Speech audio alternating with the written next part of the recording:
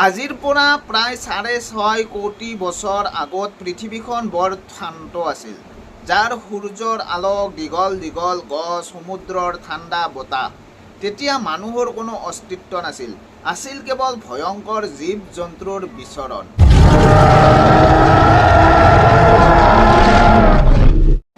নমস্কাৰ বন্ধু বান্ধৱীসকল, মোৰ এটা ইণ্টাৰেষ্টিং নতুন ভিডিঅ' লৈ আপোনালোকক স্বাগতম জনাইছোঁ।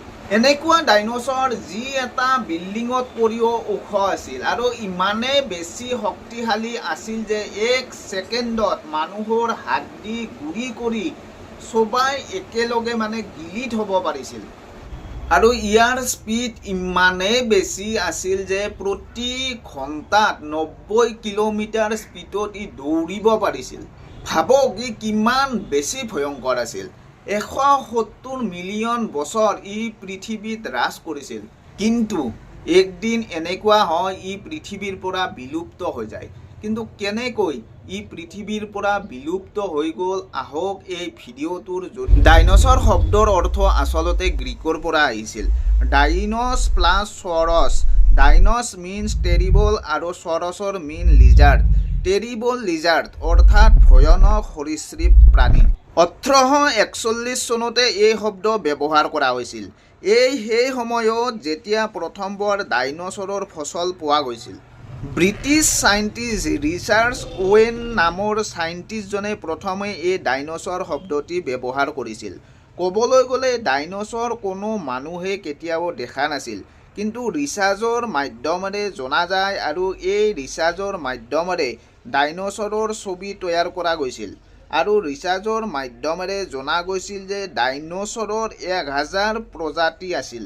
ইয়াৰে কিছুমান আছিল তৃণভোজী আৰু কিছুমান মাংসভোজী, আৰু কিছুমান আছিল বহুত শান্ত প্ৰকৃতিৰ আৰু কিছুমান বহুত হিংস্ৰ প্ৰকৃতিৰ ভয়ানক আছিল। আপুনি জানি আচৰিত হ'ব যে কিছুমান ডাইনছৰ মাটিত আছিল আৰু কিছুমান পানীত আৰু কিছুমান উৰিও ফুৰিছিল।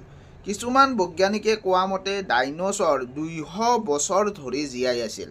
আৰু কিছুমান ডাইনছৰ প্ৰজাতি এনেকুৱা আছিল যে গৰ্ভধাৰণ কৰিবলৈ মেল পাৰ্টনাৰৰ আৱশ্যক নাছিল। বিনা মেল পাৰ্টনাৰ নোহোৱাকৈয়ে সন্তান জন্ম দিব পৰা ক্ষমতা আছিল।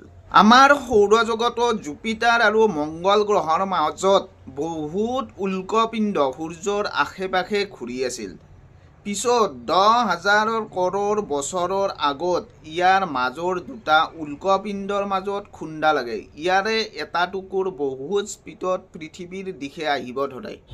পৃথিৱীৰ ওচৰলৈ আহি গতি আৰু বেছি বাঢ়িব ধৰিলে। পৃথিৱীৰ বায়ুমণ্ডলত উল্কাপিণ্ডটো জ্বলিব ধৰে আৰু ই 80,000 প্ৰতি ঘণ্টা স্পীডত পৃথিৱীত আঘাত কৰে। ৰাতি প্ৰায় 1:30 বজাত লগে লগে 25,000 চেলছিয়াছ উষ্ণতা শক্তিসম্পন্ন এটা ডাঙৰ বিস্ফোৰণ সংঘটিত হয় আৰু চাৰিওফালে এটা আতংকময় পৰিৱেশৰ সৃষ্টি হয়। এই বিস্ফোৰণ প্ৰাবল্য ইমানেই বেছি আছিল যে ই এটা হাইড্ৰজেন বমৰ বিস্ফোৰণতকৈ 10 গুণ বেছি শক্তিশালী আছিল। এই বিস্ফোৰণৰ ফলত পৃথিৱীৰ সকলো গছ-গছনি, পাহাৰ, জংঘল এই ভয়ংকৰ বিস্ফোৰণত জ্বলি ছাৰখাৰ হৈ যায়। এই ঘটনাৰ ফলত বায়ুমণ্ডলত ধূলিকণা, গেছ, মেঘৰ সৃষ্টি হয়, যাৰ ফলত সূৰ্যৰ পোহৰ পৃথিৱীত নপৰা হয় আৰু যাৰ ফলত এন্ধাৰ হৈয়ে থাকে। জলবায়ুৰ পৰিৱৰ্তন হয়।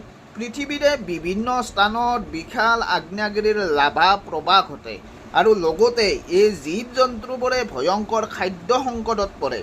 পৰ্যাপ্ত পৰিমাণৰ খাদ্য নোপোৱাৰ বাবেও বহুত ডাইনছৰ মৃত্যুমুখত পৰিব লগা হয়। এনেকৈয়ে পৃথিৱীৰ পৰা ডাইনছৰ বিলুপ্ত হৈ যায়। বন্ধু বান্ধৱীসকল, ভিডিঅ'টো চাই আপোনালোকে কেনে পালে মোক কমেণ্ট কৰি জনাব।